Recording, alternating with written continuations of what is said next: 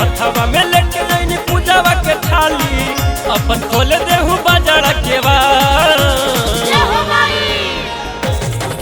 अरे नीमिया पर कोयल बोले मंदिर बमोरावा जागी मैया भैले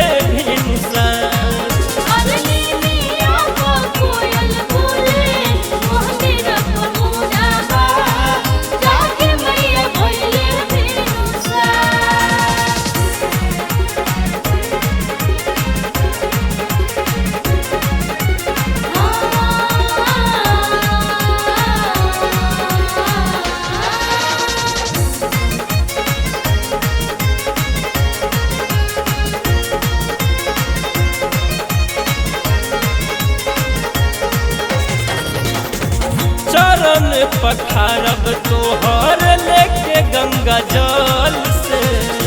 भोगे लगाइब तोहर मीठा मीठा फल से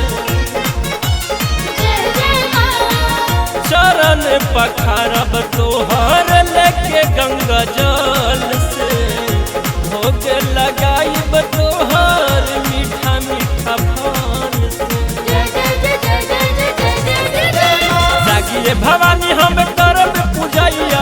पतिया जली चढ़ी संगही मिठाइया जागिए भवानी हम करब पूजैया पतिया जली चढ़ी संगही मिठाइया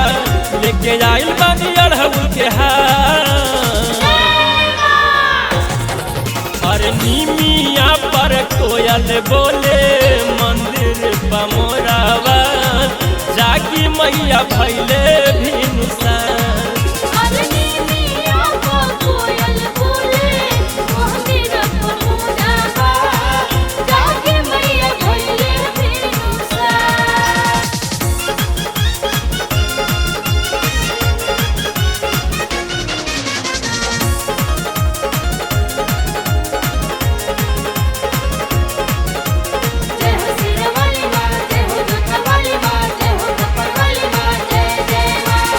महेश परदेसी मिथुन खड़ा बदुआरी तेरी तो नजर है जगत महतारी महेश परदेसी मिथुन खड़ा बदुआरी तेरी तो नजर है जगत महतारी